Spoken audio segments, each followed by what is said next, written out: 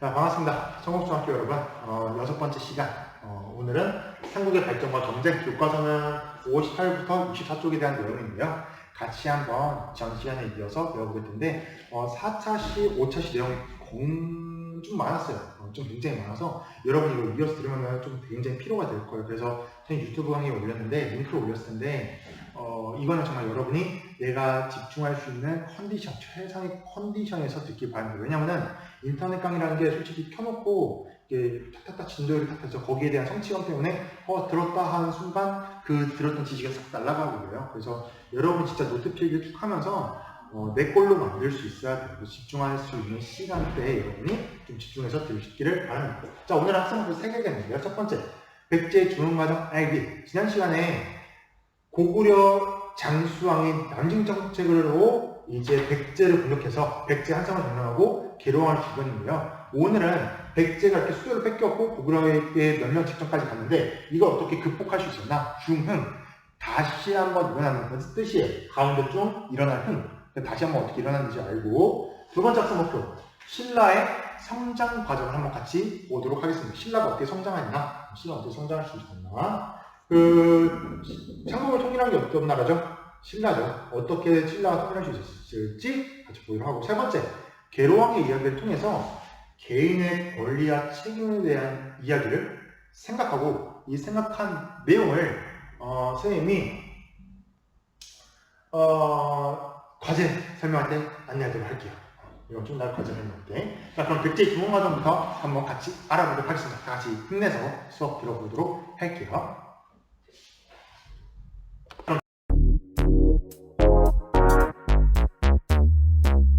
같이 한번 알아보도록 하겠습니다. 백제 중흥과정인데 참고로 선생님이 여러분 이 고구려 백제 신라 초기 성장과 건국이 좀 내용이 많고 좀 왕들이 되게 많아요. 왕들이 너무 많고 내용도 많아서 솔직히 선생님 항상 이 부분을 학생들에게 가르칠 때 되게 미안한 감정이 들어요. 왜냐면은 가르치고 있으면 정민씨 목한 5교시 때 만약 이 부분을 가르친다 그러면 한 30명 중에 한 20명은 전사에 있어요. 이미 꿈나라에 가 있는 상태이기 때문에 진짜 선생님 솔직히 학생들 엎드려 잡는 어떤 마음이 드냐면은 이놈이 감히 내 수업 때 차? 이런 마음보다는 얼마나 힘들고 내 수업이 재미가 없으면 잘까라는 생각이 좀 들어요. 근데 그래서 선생님도 어떻게 하면 수업을 좀 재밌게 할까라고 고민을 좀 많이 하는데 솔직히 선생님도 어려워요. 이 부분이 조금 내용이 많다 보니까 정말 흥미와 관심이 뒷받침되지 않는 이상 재밌게 듣기 좀 어려워요. 그래서 여러분한테 좀 그래도 눈을 동그랗게 뜨고 집중해서 들어주길 바란다 하면서 최대한 선생님도 재밌게 알려주시도록 노력을 할게요. 자, 같이 한번 보도록 하겠습니다. 자, 이제 백제의 중흥과정인데 계룡왕이 당시에 장수왕의 침입을 받아서 죽습니다. 고려 침입으로 죽고 이때 백제가 발등에 불이 떨어져요. 왜냐면은 당시에 백제가 이렇게 있었는데 원래 백제 수도 여기 서울 한성이죠. 한성. 그 당시에 한성. 자, 여기를 고구려한테 뺏겼어요. 뺏기니까 당시에 황급하게 어쩔 수 없다. 수도 버려. 일단 도망가자. 왕부터 차려야 해서 당시에 빠르게 도망갔던 곳이 웅진이라는 곳입니다. 그래서 웅진으로 수도를 옮깁니다. 수도로 옮긴다는 뜻이 천도거든요. 그래서 웅진으로 수도를 옮기는데 그럼 왜 하필 웅진인가? 얘가 지금의 공주거든요. 혹시 공주 가본 사람들은 알겠지만 공주 가면은 산으로 둘러싸여 있어요. 그래서 방어하기에 유리합니다. 그래서 일단 서울에 가깝고 방어하기에 유리한 웅진으로 일단 도망을 가요.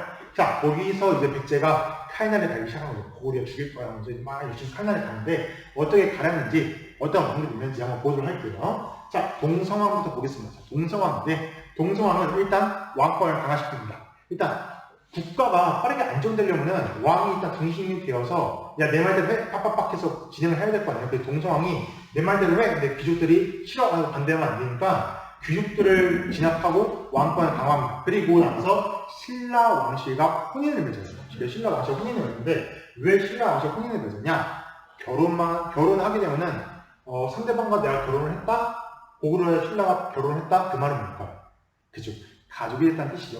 영원히 우리는 가족이니까 배신하지 말고 어디랑 같이 우리 백제와 신라가 동맹을 더 강화시켜서 신라와 백제가 낮에 동맹을 더 강화시켜서 어디랑 싸우자? 그쵸, 고구려랑 싸우자 그 뜻이죠. 그래서 신라 왕실과 혼인을 맺어서 고구려와 대항하기 위해 나제 동맹을 강화했다라고 보시면 됩니다. 동서왕은 나름대로 이제 공주에서 힘을 키웠고, 일단 무령왕이 어부쩍 볼게요. 처음에 무령왕은 22 당로제를 실시합니다. 자, 22 당로제가 무엇이냐? 잘 보세요. 자, 원래 백제 영토가 이만큼 있었죠. 백제 영토가 한강 입장으로 해서 이만큼 있었는데, 고구려 때문에 영토를 많이 뺏겼어요. 이만큼 뺏겼어요, 이제. 이만큼 뺏겼어요. 자, 그러니까 무령왕이 고민에 빠집니다. 야, 영토가 줄었네? 그러면은 다시 행정구역을 재편해야겠다. 그래서 이 준 영토에 중요 도시 22개를 선정합니다. 그래서 이 22개의 중요 도시를 만들어서 22개의 중요 도시에 당로라는 지방 관리, 그러니까 시장이라고 보시면 돼요. 이 시장이라고 보시는 당로라고 불리는 지방 관리를 파견합니다. 그래서 각 중요한 도시 22개를 만들고 여기에 지금의 시장이 격이 담루를 파견했는데, 이게 담루를 파견할 때 그냥 파견한 게 아니라 왕의 친척으로 파견한다. 왕의 가족들. 왜 왕의 가족을 지방관리로 파견을 할까요? 맞아요. 똑같아요. 결혼해서 가족을 한다. 가족이 되는 건 나를 배신하지 않는다. 즉, 내 가족을 파견함으로써, 예를 들어 여러분 생각해보세요. 이쪽에 중요한 지역이 청주가 있다고. 청주에 중요한 지역이 있는데 여기 지방관리 담로를 파견했던 얘가 고구려에 빌붙어서 투항을 했어요. 그럼 이만큼 또 아무리 영토 적은데 이만큼 잃는 거잖아요. 더 이상 영토 잃을 수 없다. 지방관리를 나를 믿을 수 있는, 나를 절대 배신하지 않는 내 혈족, 왕의 가족들로 담로를 파견합니다. 그래서 22개의 중요 지역을 설정한 다음에 여기에 지방관리를 파견했다라고 보시면 돼요. 그래서 어떤 효과가 있었냐? 왕권이 강화가 됐고 지방을 통제할 수 있었다라고 보시면 됩니다. 그래서 왕권 강화하고 지방을 통제했던 20당로제를 실시했고요. 그 다음 중국 남조와 교류를 했다는데 이게 뭔 말이냐? 자, 여기 보시면은 당시에 우리나라 지도가 이렇게 있고 이렇게 우리나라 이쪽에 중국이죠. 무령왕이 고민에 빠진 건 어떤 고민에 빠졌냐? 야, 지금 내 힘, 나 힘과 신라 동맹을 믿고 있다지만 이 고구려와 대항하는 힘이 부족하다. 내 편을 더 만들어야 돼. 그 편이 누구였냐? 당시에 중국이 북쪽과 남쪽으로 쪼개져 있었고, 남북으로 쪼개져 있는 상태였어요. 그래서 북쪽에도 나라가 있었고, 남쪽에도 나라가 있었는데, 이 나라 글자예요. 그래서 그러니까 남쪽에서는 20나라들이 몇 개가 있었는데, 이때 남쪽 국가 중에 양나라라는 나라가 있었어요. 이때 백제가 이 양나라랑 교류를 맺으면서 고구려와 대항할 수 있는 힘을 만듭니다. 그래서 이때 대표적인 증거가 뭐냐면, 중국 양나라에서는 무덤을 만들 때 벽돌로 만들었는데 이 무령왕의 무덤이 벽돌 무덤이었어요. 자, 여기 보시면은 이 벽돌 무덤인데 당시에 무령왕 무덤이 중국 무덤 양식과 같다. 그 말은 중국의 문화가 많이 들어왔고 중국의 문화가 많이 들어온 이유는 고구려왕 대항할 수 있도록 내 편을 만들었다. 양나라와 교류했다라고 보시면 됩니다. 자, 그래서 무령왕 때도 이렇게 나름 성장하려고 많이 노력을 했죠. 자, 그러다가 드디어 백제가 복수의 칼날을 창 꽂고 고구려를 쳐들어갑니다. 그게 바로 백제 성왕인데, 우선 성왕의 고민에 빠져. 어떤 고민이냐면은, 야, 지금 백제 수도가 공주인데 공주가 방어하기는 유리해. 산으로 둘러싸여서 방어하기는 유리해. 하지만 산으로 둘러싸여있다? 그 말은 농사 짓기도 어렵고 영토가 작다. 그래서 조금 편한 시대로 다시 나아가자. 그래서 공주 아래 삽이라는 곳으로 청구를 합니다. 지금의 부여예요. 자, 이 성왕은 이 부여로 청구를 함으로써 이제 국가를 더욱더 강성한 거죠. 야, 이제 강화할 필요는 없다. 이제 공격만이 남았는데 사비를 청구함으로써 우리가 좀 더 강화하자. 왜냐하면 사비가 땅도 넓고 여기 금강이 흐르고 있어서 농업도 유리하거든요. 그래서 사비를 청구를 힘을 키웠고 드디어 신라 당시의 진흥왕과 함께, 신라의 왕은 진흥왕인데 진흥왕과 함께 고구려를 공격하기 시작합니다. 그래서 한강유역을 차지하고, 이때 신라와 어떤 얘기를 하냐면은, 야, 신라, 네가 날 도와서 고구려를 공격해서 한강, 옛날 내 고향을 찾으면은 내가 한강 하류, 요 정도까지 날 차지를 할게. 이 한강 동쪽, 단양 쪽, 이제 제천 단양 쪽은 니네가 뭐라 하고 나제 동맹을 맺었었는데, 정말 성왕이 이 조건에 따라 진흥왕과 함께 한강을 다 차지해. 얼마나 기뻤을까요? 야, 드디어 내 백제, 우리 조상이 나라 깃대를 다스렸던, 우리 온조왕이 나라를 만들었던 한강을 내가 차지했어. 막 기쁘고 있을 때, 이렇게 기쁨에 빠졌을 때 신라 진흥왕이 귀신 때립니다. 한강 위협 지금 상황이 되게 좋아하면서 방심하고 있는데 이때 나오면서 진흥왕이 한강 위협을 다 차지해버려요. 이렇게 차지해버려요. 신라가. 이때 진흥왕이 어땠을까요? 그렇죠. 엄청 열받죠.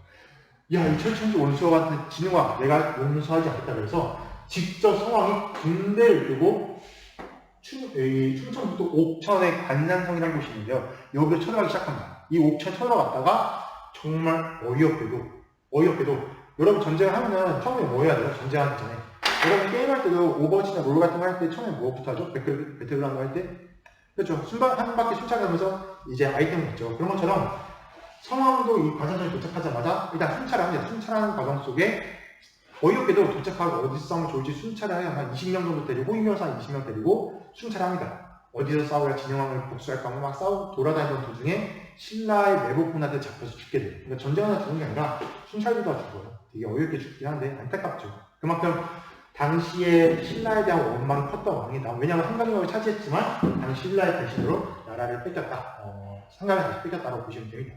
그래서 백제는 나라를 다시 이렇게 발전시켰지만 안타깝게도 신라의 배신으로 인해서 다시 국가의 위기를 맞이했다라고 보시면 됩니다. 그래서 학습문제 1번 백제의 중흥과정, 개로왕부터 성왕까지 웅진에서부터 사비까지 어떻게 성장했는지를 노트 정리 잘 하면서 교과서 해당 부분 한번 읽어보길 바랍니다. 그 학습문제 2번으로 배워보도록 할게요.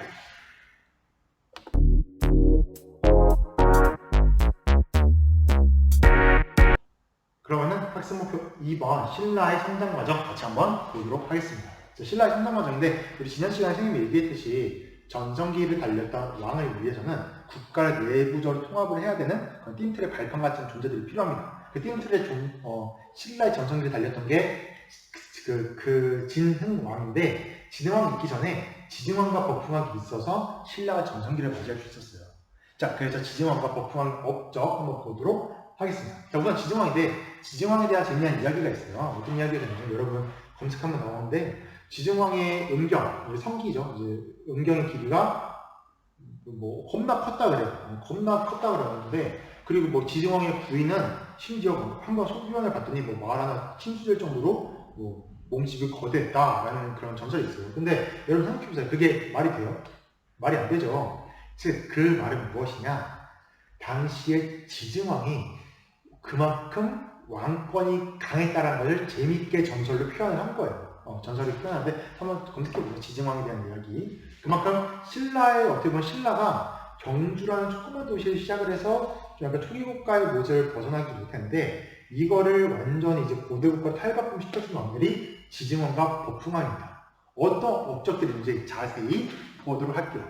자, 우선 지증왕은 국호를 신라 좋아합니다. 원래 신라가 경주라는 조그만 도시에 시작하다 보니까 뭐 사로, 사라, 뭐 신라 이런 식으로 나라 이름 정해지지가 않았어요. 그런데 이제 지증왕 때 나라 이름을 신라로 정했다. 그리고 왕이라는 호칭을 사용했는데 신라는 원래 전통적으로 자기들만의 부족장의 명칭을 사용했어요. 뭐 거저가, 차청, 내무랑, 마리깐 이런 식으로 자기들의 명칭을 사용했는데 왜 이때 드디어 왕으로 바꿉니다. 왜 그러냐면은 신라가 왜 이렇게 발전 과정이 늦었냐. 다른 나라 이미 전성기를 맞이했을 때 신라는 왜 이때 발전하고 있었냐. 그 이유는 신라가 이제 서울 쪽으로 치우쳐져 있어서 여기에 중국으로부터 선진 문물을 못 받아들여요. 받아들이려면 고구려의 백제부터 받아들여야 되는데 신라가 본격적으로 고구려 백제와 교류한 것이 광개토대왕 시기 때부터예요. 그래서 당시에 그때부터 신라도 안 거죠. 야, 나라를 다스리는 사람을 왕이라고 하더라. 그럼 나도 왕이라고 할래. 이래서 지증왕 때 왕의 호칭을 사용하기 시작합니다. 그리고 지증왕 때 우경을 실시하는데요. 우자 박경자예요. 농사를 지을 경자예요. 그래서 소를 이용해서 농사를 지었다. 자, 여러분 소 한 마리가 사람 몇 명을 이길까요? 궁금한 사람은 무한도전 첫 1화 소와 돌다리기 한번 보세요. 소와 힘이 겁나 셉니다. 이 소를 이용해서 농사를 짓다 보니까 이제 땅을 깊게 팔 수 있게 됐고 농업 생산량이 증가됐다. 한번 보시면 돼요. 세 번째, 지증왕 때 영토를 넓혔는데요. 어디까지 넓혔냐? 당시 지금의 강릉, 강원도 강릉인데요. 지도랑 지증왕 때 영토. 자, 그리고 지증왕 때 우상국을 쳐들어가요. 우상국이 어디냐? 지금의 울릉도 독도입니다. 그 독도는 우리 땅 노래에서 신라장군 땡땡땡 누구죠? 맞아요. 이사부. 당시 신라장군 이사부가 무장국을 서들어가서 울릉도와 독도를 땅으로 우리나라 영토를 편입시키는데 이때 우리나라 독도가 우리나라 영토를 편입된 게 증거로 남게 되는 거죠. 독도는 우리나라 땅, 우리나라 땅. 자, 그래서 지정할 때 이렇게 국가의 기틀을 가졌고 이어받아서 법흥왕. 이름만 들어도 뭐 했던 사람이에요? 법흥왕. 그렇죠. 바로 법을 일으키는 왕입니다. 그래서 법흥왕 때 율령을 담고요. 자, 우리 신라도 중국과 고구려 백제처럼 법을 만들겠습니다. 앞으로 이 법을 따르세요. 하고 이제 율령을 담고있고, 두 번째, 병부를 설치했는데, 그래서 분석권을 장악했다. 이게 무슨 뜻이냐? 자, 보세요. 신라 왕이 있다고 봅시다. 왕이 백제를 세도하고 싶어. 그럼 어떻게 했냐? 당시에 A라는 신하가 300명의 군사를 이끌고 있어요. 그러면 왕이, 야, A야, 나 이번에 백제 세도할 건데, 네 병사 300명 써도 되겠니? 라고 허락을 받아서, 그럼 A가 그런 거예요. 그럼 제가 같이 가겠습니다 해서 전쟁을 하게 되면 이 300명은 누구의 명령을 듣는 거예요? 그쵸? A의 명령을 듣게 됩니다. 그러다 보니까 왕권이 약할 수밖에 없어요. 왕이 마음대로 병사를 지휘를 못하니까. 이때 법흥왕이 머리를 하나 끓여 써서 뭘 만들었냐? 좋은 거 하나 만들었어요. 이게 바로 병부입니다. 자, 이렇게 되면 어떻게 되냐?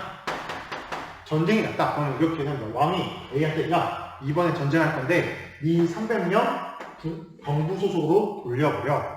그럼 이 병부는 누구의 명령을 들을까요? 바로 왕. 왕이 군사를 지휘할 수 있게 된 거죠. 그래서 법흥왕이 머리 꽤 잘 썼다. 실제로 여러분 진짜 이런 제도들 하나만 뜯어보면은 상당히 그때 당시에 왕들이 머리 잘 쓴 거를 알 수 있어요. 자, 그리고 법흥왕 때 드디어 불교를 공인합니다. 자, 불교 공인에 대한 이야기. 백제는 침례와 고구려는 소수림왕인 때인데 이미 신라는 그 전에 아마 고구려와 백제를 통해서 불교가 뭔지는 알고 있었을 거예요. 하지만 당시 신라는 왕권이 약했다 그랬죠. 지정왕 법흥왕 때도 해서 왕권이 비교적 강해졌다 그랬죠. 그러다 보니까 각자 어떤 일이 있었냐? 불교를 좀 백성들한테 퍼뜨려서 국가를 하나로 통합하고 싶은데 당시에 여전히 백성들은 자기들 전통 신앙, 우리 부족은 옛날부터 고물부였으니까 나는 여전히 고물부다. 부처님이 아닙니다. 우리 부족은 옛날부터 호랑이 믿었으니까 나 호랑이 믿을까? 이런 식으로 해서 그 백성들마다 각자 믿는 종교가 다 달랐던 거예요. 그러다 보니까 법흥왕이 고민에 빠진 거죠. 야, 이거 좀 종교가 하나로 같아야만 우리 신라 백성들이 하나로 똘똘 뭉칠 텐데 이거 걱정이네. 어떻게 하면 좋을까? 라고 고민에 빠졌을 때 한 2차돈이나 청년이 찾아와서는 전하, 저를 본보기로 삼으십시오. 저를 본보기로 삼아서 저를 죽이십시오. 누구도 전하의 명령을 거절하면 죽인다는 것을 보여주십시오 합니다. 그래서 당시에 왕이 딱 회의를 하는데 자, 내 명령에 거절할 사람 그때 2차돈이 딱 손을 넣어서 난 당신의 거절합니다. 당신 의견 안 따르겠습니다 했다가 법황이 저거 죽여라 해서 2차돈이 계속 죽임 당하거든요. 그래서 일화에 따르면은 목에서 하얀 피가 막 솟아나고 끈이 막 흩날리는데 당시 2차돈이 자기를 희생함으로써 보여준 거죠. 뭘 보여줬냐? 왕의 명령을 따르지 않는 건 어떻게 된다? 죽는다. 이때 법흥왕 2차돈을 죽임으로써 야, 불교 모든 백성은 불교 믿게 해. 안 믿게 이거 안 따른다? 그럼 어떻게 된다? 죽는다. 그래서 불교를 공인시켰고, 네 번째, 상대등을 설치합니다. 상대등을 설치했고 당시 귀족이 대표로서 상대등이라는 관직을 설치해서 어떻게 보면은 이걸 설치한 이유가 뭐였냐면 이것도 약간 병부랑 좀 비슷한데 신라는 전통사회다 보니까 전통 초기국가다 보니까 왕과 귀족들이 이렇게 동그랗게 앉아서 회의를 했어요. 이걸 화요회라고 하는데 이게 회의를 하다 보니까 왕 입장에서 기분이 나쁜 거죠. 야, 내가 왕인데 왜 얘들이랑 같이 회의하고 있지? 내가 이거 하나 제시했더니 얘들이 싫대. 내 말을 잘 안 따라. 그러다 보니까 좀 기분이 나빠. 그러니까 어떻게 했냐면 왕이 나 우리 회의 참가 안 해.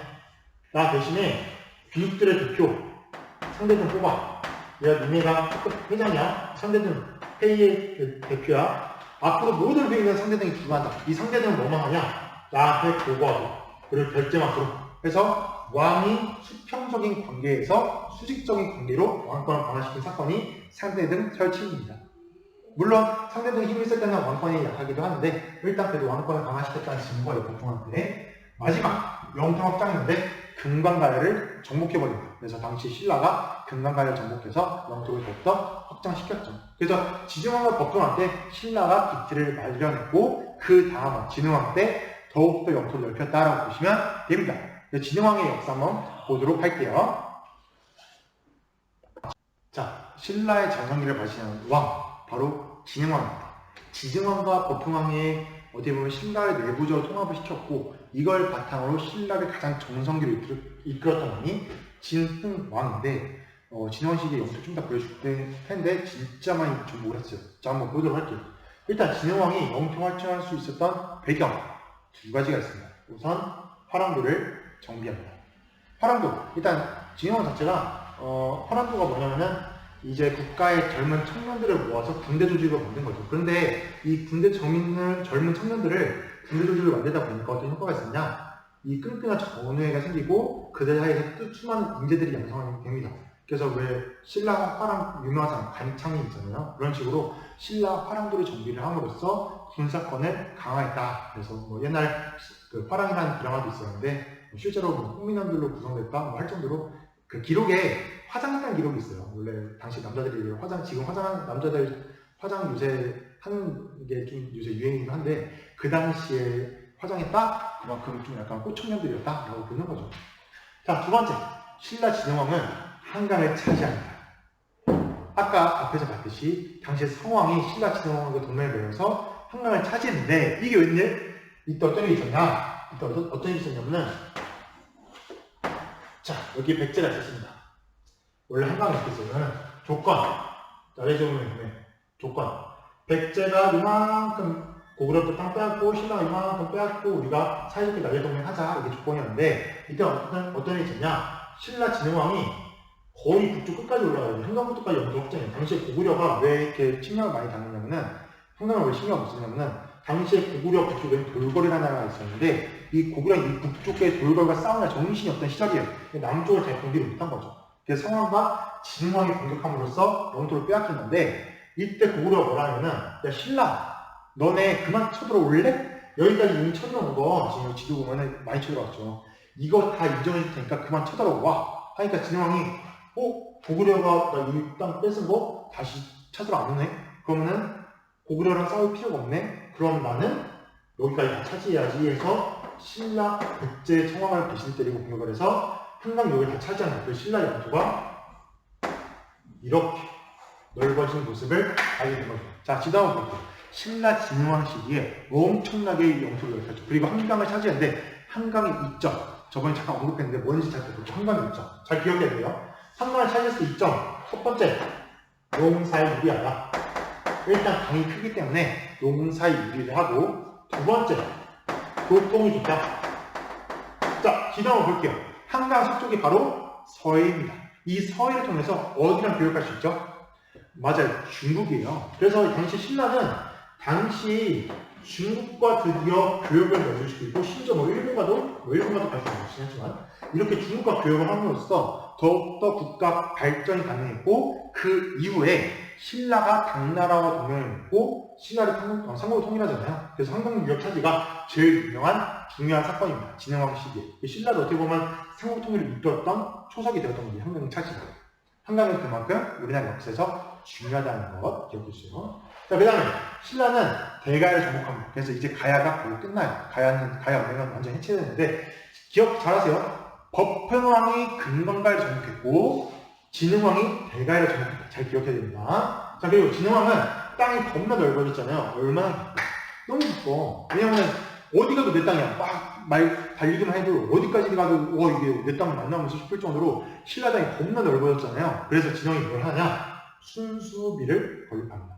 순수비가 뭐냐면 왕이 직접 순찰하면서 세운 비석이에요. 그래서 진흥왕이 너무 기쁜 나머지 사바퀴 쭉 돌면서 여기 홍초령비, 마오령비, 그리고 한강역을 차지한 기념으로 북한산 순수비, 그리고 여기 아래 청년비, 당양 적정비 같은 비석을 만들면서 진흥왕이 직접 순수비를 만들면서 영토 확장한 걸 기념했다라고 보시면 됩니다. 근데 여러분, 진흥왕에 대해서 비판하는 사람도 있어요. 왜냐하면 백제 성왕을 배신 때렸잖아요. 근데 국가끼리의 관계에서는 영원한 동맹과 영원한 적은 없어요. 한 국가는 개인의 이익을 위해서, 국가의 이익만을 위해서 움직이듯이 뭐 비판을 할 수도 있지만, 도덕적으로 비판을 할 수 있지만 신라 백성들 입장에서는 최고의 왕인 거죠. 그런 거 생각하면서 외교란 과연 무엇일까 생각해보는 시간도 되었으면 좋겠습니다. 자, 그래서 학습목표 2번 신라의 성장 같이 한번 알아봤는데요. 노트 정리 잘 하면서 교과서 내용 한번 읽어보길 바랍니다.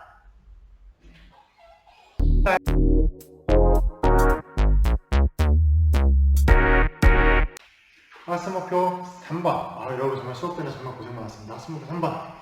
계로왕의 일화로 개인의 권리와 책임에 대해 생각하기인데, 과제로 선생님이 제시하기 전에 계로왕에 대한 이야기를 잠깐 할게요. 아까 말했을 때 고구려 장수왕이 남김영책으로 서울을 뺏겨서 이제 죽음을 맞이한 백제 계로왕인데, 그 계로왕이 죽을 때 어떻게 죽었냐면은 뭐 전쟁을 하다 뭐 장수왕과 뭐 열심히 싸우다 죽은 게 아니라 정말 좀 어이없게 죽어요.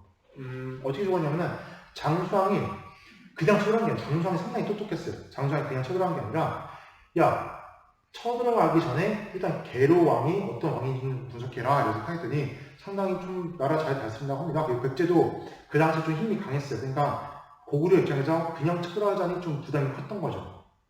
그래서 어떻게 하면 확실한 승리를 할 수 있을까 고민에 빠져있던 시기에 도림이라는 한 승려검이에요. 승려검에서는 제가 계로왕을 좀 나태하게 만들어 보겠습니다. 그래서 이제 도림이라는 스파이를 보내게 된 거죠.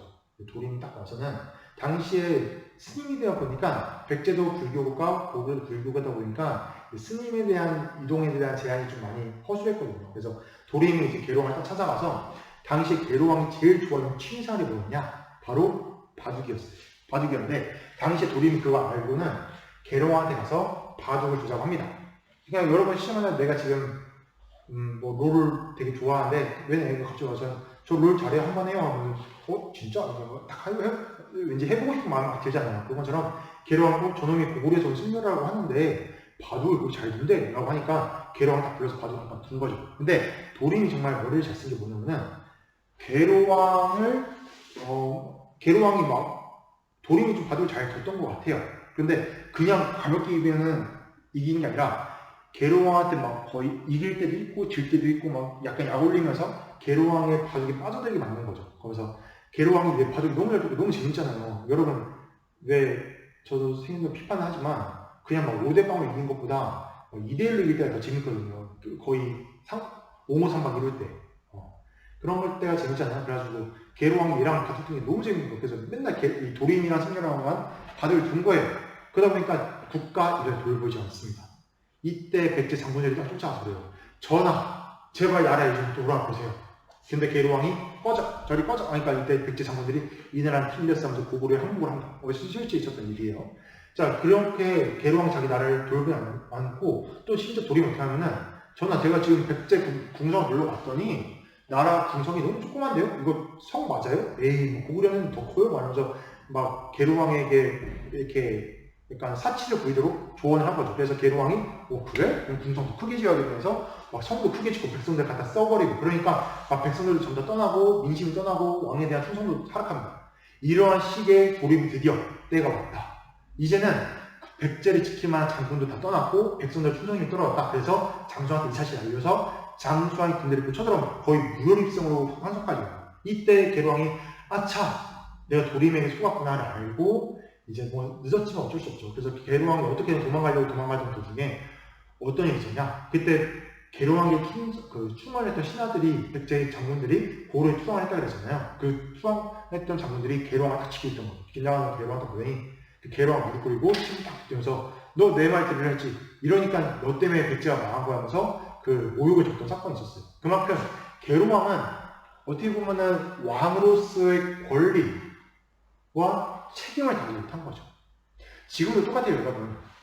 어떤 지금 민주주의 사회에서 한 사람에게 모든 행동에는 권리가 있습니다. 내가 어떤 행동을 할 수 있는 권리와 자유가 있는데 그 권리와 자유에는 뭐가 있다느냐?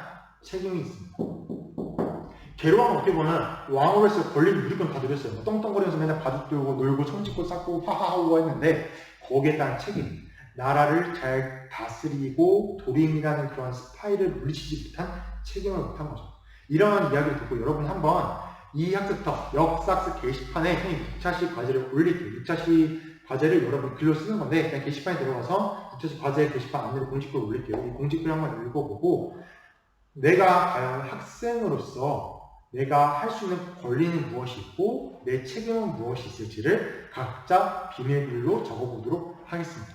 그래서 여러분이 이것까지 과제는 선생님이 이번 주 목요일 영상 이거 두 개는 이학습 올리고 하나는 유튜브에 지금 링크 올렸잖아요. 근데 이거는 여러분 편할 때 듣고 나서 편한 시기에 다음 주 목요일 전까지만 편할 때 과제 올리면 됩니다. 그래서 꼭 과제로 할 수 있도록 수업까지 잘 마무리할 수 있도록 해주시면 좋겠습니다. 그래서 이렇게 여러분 선생님이 저번에 시간 보강 때문에 3강의씩 2주차 연속 올렸는데 정말 고생 많았어요. 정말 잘 들어서 고맙고 성실하게 들어서 고맙고 꼭 여러분이 잘 들어서 이제 곧 있으면 오프라인 계약을 할 것 같아요. 할 것 같은데 그때 들었을 때 뭔 소리야 이러지 말고 정말 아하 저래서 저랬지 라고 이해를 하면서 듣길 바랍니다. 정말 감사합니다. 수고했어요. 다음 시간에 보도록 합시다.